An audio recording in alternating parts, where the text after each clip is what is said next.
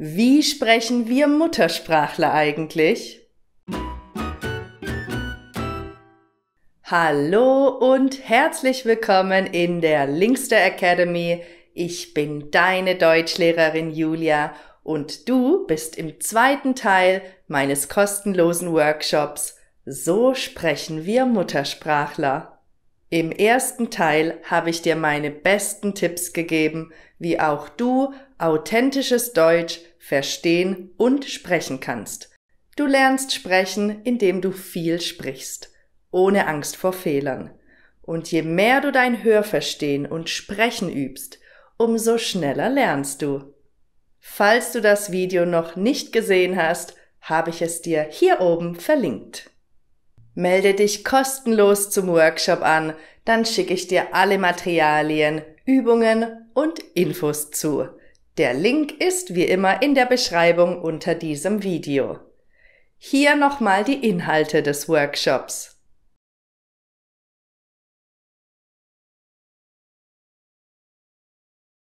Also, was heißt denn sprechen wie ein Muttersprachler überhaupt? Wenn du eine erwachsene Person bist und erst nach deinem 16. oder 18. Lebensjahr angefangen hast, Deutsch zu lernen, dann wirst du wahrscheinlich nicht so perfekt sprechen lernen, dass man dich für einen deutschen Muttersprachler hält. Man wird immer irgendwie merken, dass du aus dem Ausland kommst, was überhaupt nicht schlimm ist. Das heißt aber nicht, dass du es nicht auf das C2-Niveau schaffen und wie wir Muttersprachler sprechen kannst. Schau dir deinen Sprachcoach Maria an, sie hat es auch geschafft. Wenn ich sage, so sprechen wir Muttersprachler, meine ich Folgendes. Wir benutzen beim Sprechen verschiedene Komponenten, die ganz typisch für die gesprochene Sprache sind. Schreiben würden wir so nicht, denn da haben wir mehr Zeit nachzudenken. Sprechen ist sehr spontan und auch deshalb machen wir dabei Fehler. Ich zeige dir in diesem Video 6 Aspekte von authentischem gesprochenem Deutsch. Wenn du dir dieser Aspekte bewusst wirst, fällt es dir leichter, uns zu verstehen und auch selbst authentischer zu kommunizieren. Also, bist du bereit? Dann geht's los. Beim Sprechen benutzen wir Modalpartikeln. Was arbeitest du und was arbeitest du denn? Stellen zwar dieselbe Frage, haben aber nicht denselben Ton.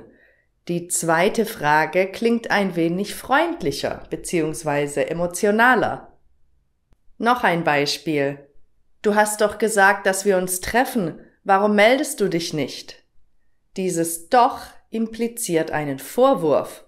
Wir wissen, dass die andere Person sich mit uns treffen wollte, aber dann meldet sie sich nicht mehr.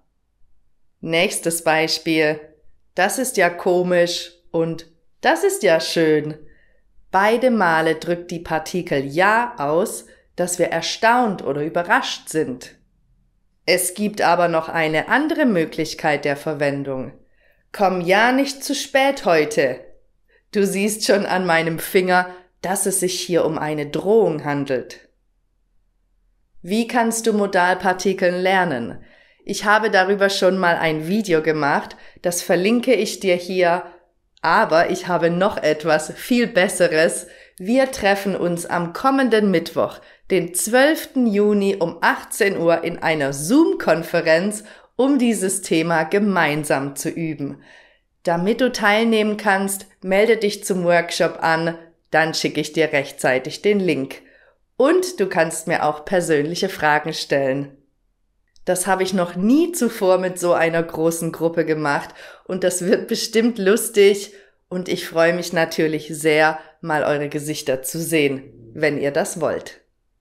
Übrigens, wenn du gerne mit mir persönlich zusammenarbeiten willst, kannst du dich ab nächster Woche für meinen brandneuen Deutschkurs Authentisches Deutsch verstehen und sprechen anmelden. Ich bringe dich sprachlich auf ein ganz neues Niveau und du wirst nicht nur deinen Stil beim Sprechen, sondern auch deine Aussprache verbessern. Alle Infos bekommst du mit den Workshop-Materialien. Machen wir mal weiter mit Füllwörtern. Ja, also irgendwie, okay, so sprechen wir halt. Füllwörter haben im Prinzip keine wirkliche Bedeutung. Sie füllen einfach nur eine Pause. Viele Füllwörter klingen beim Sprechen nicht gut und je weniger du davon benutzt, umso besser. Aber man hört sie überall und wenn du sie kennst, kannst du einen Muttersprachler besser verstehen. Es sind auch Laute, die wir von uns geben, zum Beispiel O, I. In der Linguistik wird dafür der Begriff Interjektion benutzt. Füllwörter gehören übrigens in eine sehr ähnliche Kategorie wie Modalpartikeln. Ich würde sagen, sie sind deren kleine Schwester. Hier noch weitere Füllwörter. Die mündliche Sprache ist sozusagen anders als die geschriebene Sprache. Sie ist quasi ganz anders. Tatsächlich benutzen wir viele Füllwörter. Ja, genau, sowas gibt's echt. Der nächste Punkt ist ein Studium für sich. Redewendungen. Es gibt Hunderte, wenn nicht Tausende Redewendungen auf Deutsch. Und nicht jeder benutzt die gleichen. Es kommt darauf an, aus welcher Region du kommst, wie alt du bist, oft auch welches Geschlecht du hast, welche Bildung du hast oder mit welchen Personen du dich umgibst, auch dein Beruf. Wenn man jemanden an der Nase herumführt, dann sagt man nicht die Wahrheit. Manche Leute reden so wenig, denen muss man alles aus der Nase ziehen. Wenn du nicht möchtest, dass andere eine bestimmte Sache von dir wissen, dann hängst du es besser nicht an die große Glocke. Du hast keine Lust zu arbeiten? Reiß dich zusammen, steh auf und mach es einfach. Manchmal können wir nicht klar denken oder uns konzentrieren, dann haben wir ein Brett vor dem Kopf.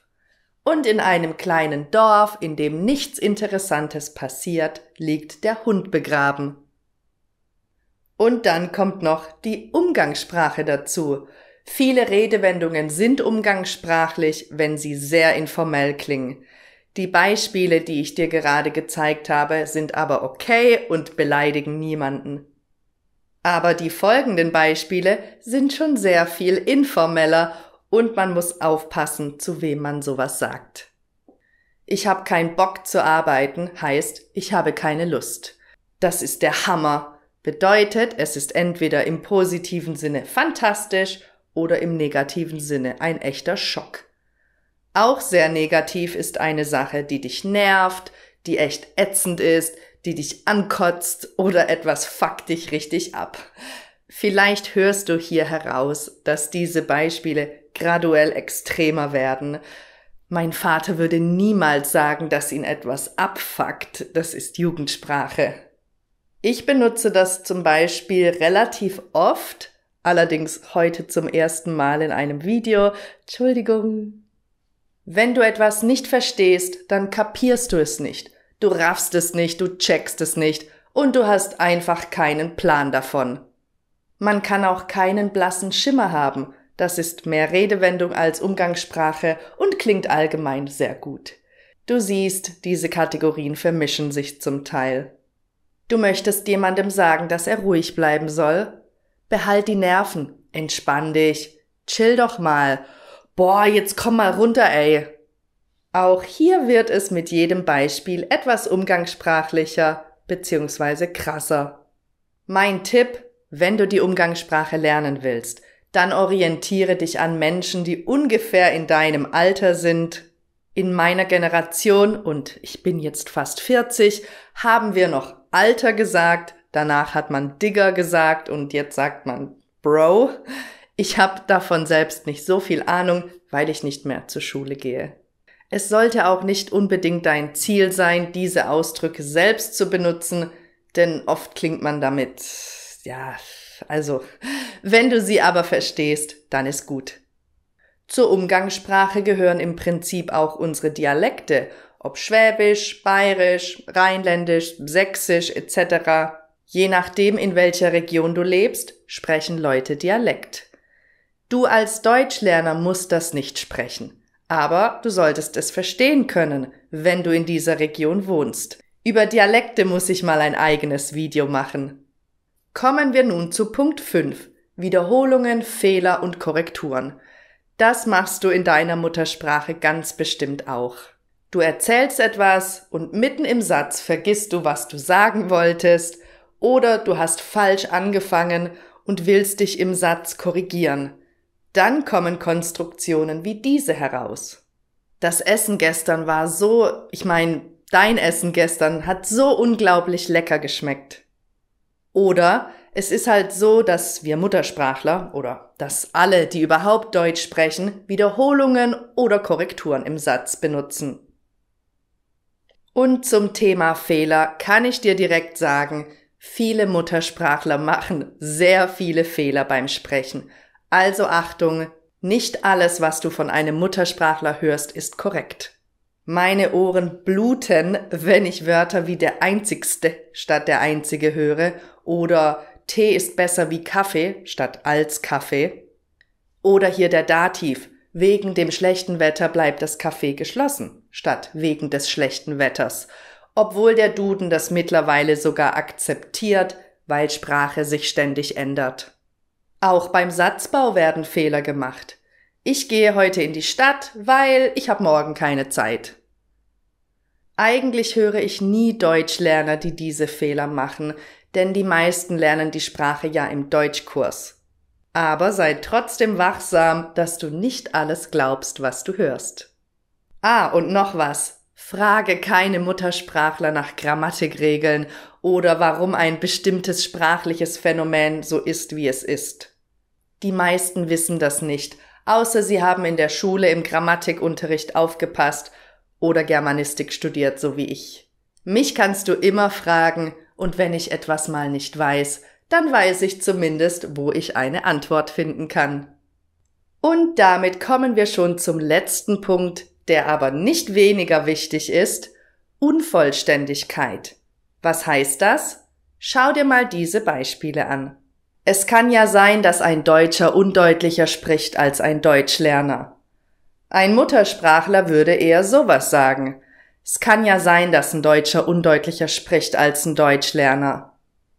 Ich habe heute einen Termin auf dem Rathaus. Ich würde sagen, ich habe heute einen Termin auf dem Rathaus. Oder hier, meinst du das ernst? Dazu würde ich sagen, meinst du es ernst?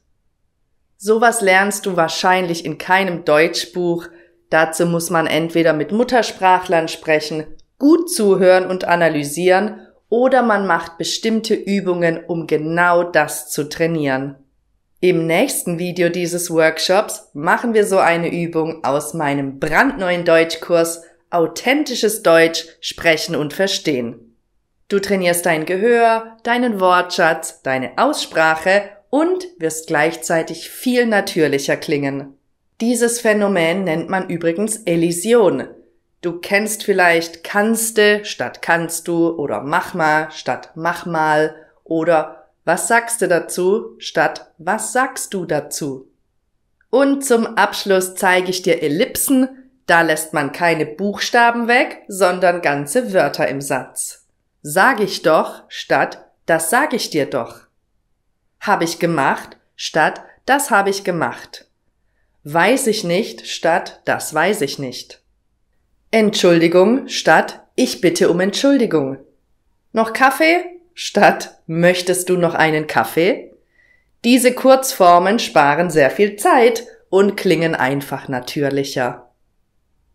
Ja, jetzt weißt du schon ein bisschen mehr darüber, wie wir Muttersprachler sprechen. Schreib mir bitte einen Kommentar, mit welchem der Punkte aus dem Video du die meisten Schwierigkeiten hast.